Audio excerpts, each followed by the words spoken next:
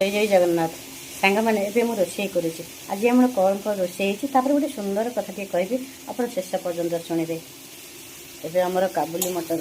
fry hopper आमर आलू पोई आउ सोयाबीन अच्छी सतुला अधिका टिकेगला बोली रखीदे धनिया पत्र पड़ो तरकारी कही आर एपिसोड कहली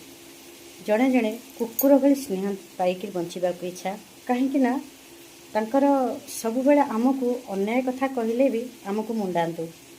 आम जिते रागिकी से कष्ट दो अलग लोक से समर्थन करूँ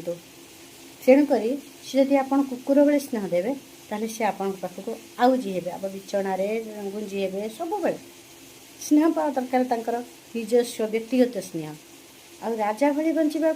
ना समस्त मंगल चाहूब भल लोकटे हो दान पुण्य कर इच्छा थी आपे आपे ताकू सम्मान मिले